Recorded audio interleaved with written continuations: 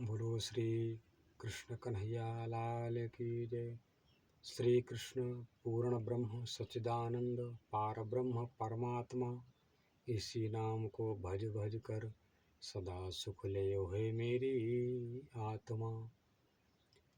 हे मेरी आत्मा, अनंत अथाह इस मोह माया से परे उस सच्चिदानंद परमात्मा के पास तुम चलो, क्योंकि वहीं पास तुम्हारा अखंड सुख, अनंत सुख तुमको प्राप्त होगा। क्योंकि संसार में यहाँ पर जितने भी देवी देवता, जितने भी भक्त हैं, भगवान हैं, यहाँ सब मरने वाले, जन्म लेने वाले हैं।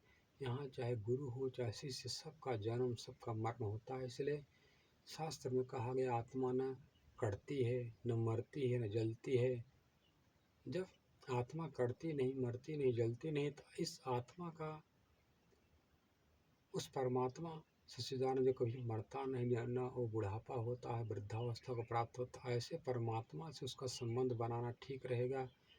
कि संसारिक जो मालिक ब्रह्मा विष्णु महेश जो मरने वाले हैं, इसको रामायण में कहा गया है कि नेत नेत जहे वेद निरूपा, निजा आनंद निरूपाधि अनुपा, शंभु दुरंत वृषो भगवाना, उपज जा संशय ते नाना।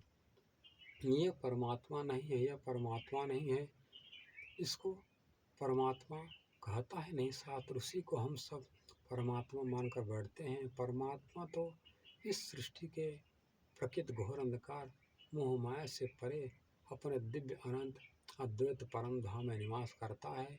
इसको शास्त्र में कहा गया है, पूर्ण मदः पूर्ण मिदम पूर्णात् पूर्ण मुदच्यते, पूर्ण से पूर्ण मादाय पूर्ण मेवावशिष्यते। अनंत में अनंत घटाया जाए, जोड़ा जाए, भाग किया जाए, इसमें अनंत ही रहे, कभी घटे ना बढ़े ना, वही पूर्ण ब्रह्म कहा गया है। ऐसे परमात्मा को शास्त्र में कहा गया है, अकामो धीरो अमृतः रसेन तृतम कुतश्च नूनः, तमे विद्वान न विभाय मृत्युरात्मानं धीरम अजरम युवानम। वो परमात्मा धीर वीर अजर अविनाशी, लौकिक कामनाओं से रहित है। ऐसे परमात्मा को जो जानकर जो भक्त, जो आत्मा भक्ति करता है, ते भक्त आत्मा में उस परमात्मा सच्चिदानंद का रूप धारण कर लेता है।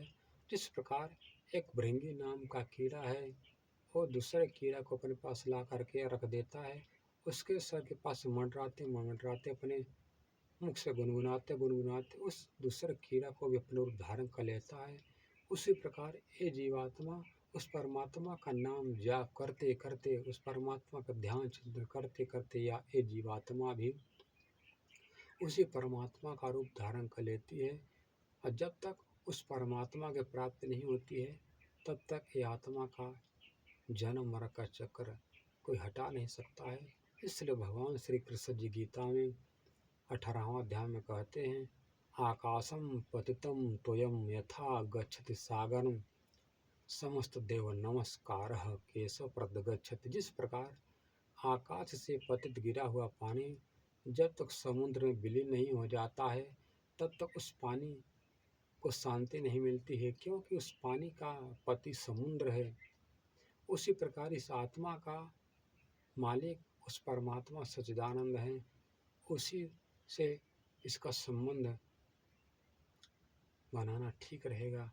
क्योंकि जब तक उस परमात्मा से संबंध माधुर भक्ति का नहीं होता है, तब तक इस आत्मा का मुक्ति नहीं होती है। इसलिए कहा गया है, बिन संबंध न पाए चाहे कोटिन करो आचार, वेद थके ब्रह्मा थके थक गए शेष महेश। गीता को जहाँ गम नहीं वह सदगुरु को देश। उस परमात्मा को प्राप्त करने के लिए गीता भी प्रयास करती, पर गीता भी मौन व्रत धारण कर लेती है। जितने भी ग्रंथ हैं सब नारायण के श्वास से पैदा होने वाले हैं, और नारायण खुद ही हिरण्यगर्भ अण्ड से पैदा होने वाले खुद अपने बारे में नहीं जान पाए कि मैं कौन हूँ, कहाँ से आया हूँ, मेरे आत्मा का पति परमात्मा कौन है। इसलिए खुद नारायण ही नहीं अपने बारे में जान सके, तो उनसे पैदा होने वाला जो वेद है, क्या उस वेद को पढ़ने से हमको उस परमात्मा की प्राप्त होगी? कभी नहीं हो सकती है। क्योंकि जब नारायण ही संसार में आकर के उन्हीं का बार बार जन्म मरण होता है। कहा गया है कि शंभु बिरंच वृषो भगवाना, उपजहि जा संस ते नाना। जब ब्रह्मा विष्णु महेश का बार बार जन्म बार बार मरण होगा, तो संसार में जितने भी जीव उनका भी जन्म मरण चलता रहेगा। इस कारण से हम सबका कर्तव्य ही है उस परमात्मा की भक्ति करें, उस परमात्मा की पहचान करें।